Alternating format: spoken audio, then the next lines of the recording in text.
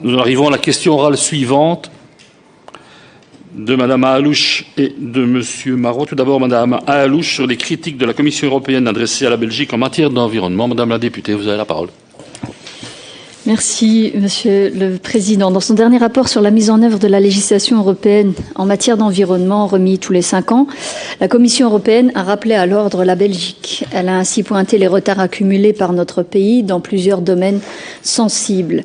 Ainsi, en biodiversité, la Commission rappelle qu'avec plus de 95% des habitats et près de 67% des espèces dans un état de conservation défavorable, la situation des habitats protégés par l'Union européenne en Belgique est la plus mauvaise de l'Union.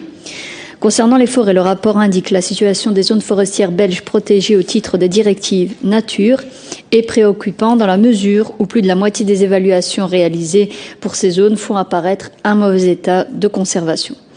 À la Commission pointe encore l'utilisation préoccupante de l'ammoniac dont l'agriculture est une des principales sources. Enfin, concernant la qualité de l'eau, la Commission regrette la lenteur de la mise aux normes des agglomérations ne respectant pas la directive relative au traitement des eaux urbaines résiduaires. Et donc, Madame la Ministre, j'aurais aimé vous interroger sur les points suivants. Avez-vous pu prendre connaissance de ce rapport et que mettez-vous en œuvre pour répondre aux remarques formulées ? Avez-vous eu des contacts avec votre homologue flamande et des mesures transversales vont-elles être prises prochainement ? Et enfin, selon ce rapport, notre pays ne se donne pas les moyens de ses ambitions en matière d'environnement afin de soutenir les priorités de mise en œuvre en matière d'environnement. Je voulais savoir un peu votre avis quant à ce constat. Je vous remercie. Merci, Madame la députée. Sur le même sujet, je cède la parole à M. Marois sur le mauvais bulletin européen de la Belgique en matière d'environnement. Oui, effectivement, il y a 2 semaines, la Commission européenne a décerné à la Belgique un bulletin environnemental assez critique. L'institution européenne, rappelons-le, vérifie tous les 5 ans dans quelle mesure les États membres respectent ou pas leurs obligations au regard des réglementations européennes. Si notre pays se débrouille plutôt bien en matière d'économie circulaire ou de gestion des déchets, il y a d'autres domaines où la Belgique fait moins bien. Ma collègue vient d'en parler. La Commission pointe 3 domaines. La situation de la biodiversité, avec plus de 95% des habitats dans un état de conservation défavorable. La situation des habitats protégés par l'Union européenne en Belgique serait la plus mauvaise de l'Union. La qualité de l'air, avec un mauvais bulletin en matière de dioxyde d'azote et d'ammoniac. Et enfin, la qualité de l'eau. 15% des eaux de surface wallonne seraient par exemple eutrophes, c'est-à-dire présentant un problème de désoxygénation dû à une prolifération végétale et bactérienne. Mauvais diagnostic aussi pour le traitement des eaux urbaines résiduaires. De manière générale, la Commission regrette que la Belgique ne se donne pas les moyens financiers de ses ambitions en matière d'environnement. Alors, Madame la Ministre, que répondez-vous après ce bulletin négatif, enfin plutôt négatif, remis par la Commission européenne?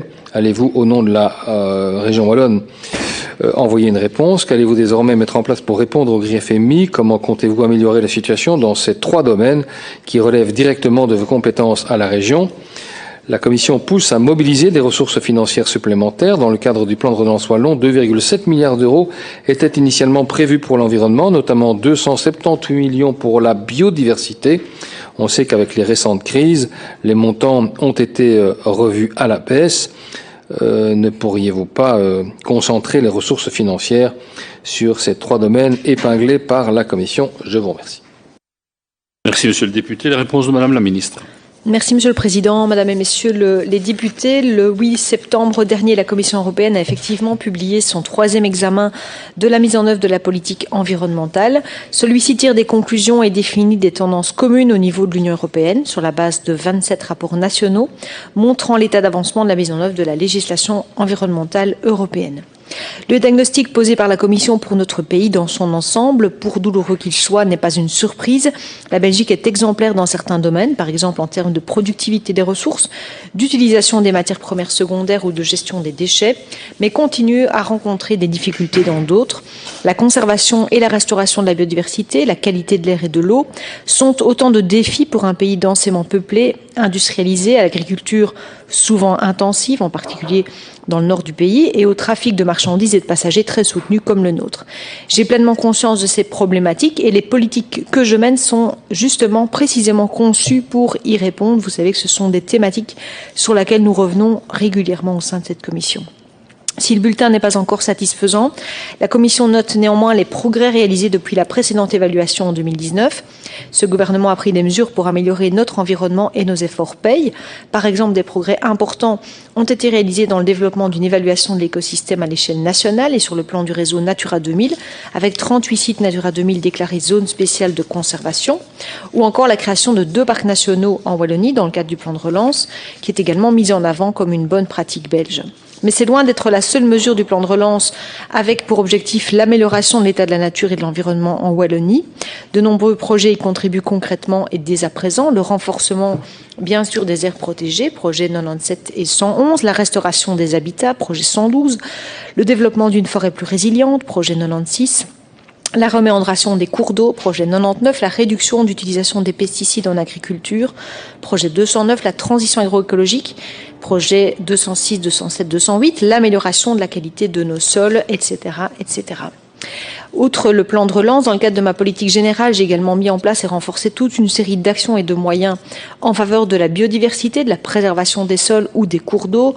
Nous discutons pour le moment également au niveau du gouvernement des plans de gestion par district hydrographique. Nous évoquons aussi tous les enjeux de qualité de l'air. Les actions que je mène en faveur aussi de la biodiversité et de notre environnement sont bien plus donc une réponse à des obligations européennes à tenir, bien entendu, mais elles sont surtout la garantie que notre qualité de vie est indispensable à protéger et font donc partie des réponses que nous devons apporter aussi à une partie des crises que nous traversons. Par ailleurs, mon administration travaille actuellement en collaboration avec les autres régions du pays pour exposer à l'Europe ce qui sera mis en œuvre par la Belgique pour répondre aux objectifs de la stratégie biodiversité européenne à l'horizon 2030. En conclusion, je regrette bien sûr, comme vous, que les résultats ne soient pas encore meilleurs dans une série de domaines, mais le rapport de la Commission est évidemment bien plus nuancé que le compte-rendu sommaire qui a pu en être fait par la presse. La Commission européenne et la Wallonie partagent très honnêtement la même analyse et donc la même boussole sur le plan environnemental. Je me réjouis donc que les progrès déjà effectués aient été reconnus et je vois cela surtout comme un encouragement pour accélérer le rythme de nos efforts en garantissant notamment, c'est important, les financements nécessaires à travers notamment le plan de relance afin d'assurer la jouissance d'un environnement sain et de qualité à tous nos concitoyens. Merci Madame la Ministre. Pour les répliques et dans l'ordre, Madame Alouche. Merci Monsieur le Président, Madame la Ministre, merci pour les réponses. Alors évidemment, comme vous l'avez dit, c'était pas une surprise, il n'y avait rien de réjouissant dans en tout cas ce rapport qui a été remis sur l'état de notre environnement. Ce que je retiens, c'est que les chantiers sont encore nombreux, qu'il y a beaucoup de choses qui sont en cours. Alors, on aura en ligne de mire la stratégie européenne pour 2030, avec laquelle vous collaborez avec vos homologues des autres régions. On va quand même pointer, c'est vrai que je ne l'ai pas précisé dans ma question, mais les éléments, en tout cas les domaines dans lesquels la Wallonie se distingue, et notamment l'économie circulaire. Écoutez, on suivra ça avec attention, même si on sait que les défis sont importants. Vous avez rappelé la particularité de notre pays, d'avoir un pays densément peuplé ou encore d'avoir une agriculture intensive qui est présente sur notre territoire, et tout cela n'aide pas. En tout cas, on sera à vos côtés pour cette garantie de qualité de vie, comme vous l'avez cité. Merci Madame la députée. Monsieur Marois. Comme ancien journaliste, évidemment, je sais bien qu'on a plus tendance à parler des trains qui arrivent en retard plutôt que de ceux qui arrivent à l'heure. Et donc, vous avez raison, Madame la Ministre, d'insister sur le fait que l'Union européenne signale aussi et félicite quelque part et encourage la Belgique, dans le sens où dans certains domaines, vous les avez cités, nous sommes dans le top. Néanmoins, cette bonne guerre, la presse s'intéresse plus particulièrement au sujet où il y a encore des progrès à faire, mais vous m'avez pleinement rassuré sur les actions que vous mettez en œuvre et sur les moyens que vous dégagez sur les politiques. On sait que vous êtes particulièrement engagé notamment dans la protection de la diversité, la biodiversité, et je ne peux que répéter une nouvelle fois tout le bien que je pense de cette idée, par exemple, de créer des parcs nationaux, 2 parcs nationaux en Wallonie. Je pense que c'est à la fin de l'année qu'on aura les résultats. Les projets ont été présentés au grand public, par exemple, il y a quelques jours. par un vieux complice avec lequel j'ai travaillé longuement, Adrien Jovenot, sur les ondes de l'RTBF. C'était fort intéressant d'entendre effectivement la présentation des différents projets. Je pense que ça, c'est des projets qui sont mobilisateurs et qui participeront aussi à la naissance ou à l'agrandissement, comme on faut dire, l'approfondissement de la conscience qu'il faut attacher de l'importance et de l'attention à la biodiversité. Merci, monsieur le député.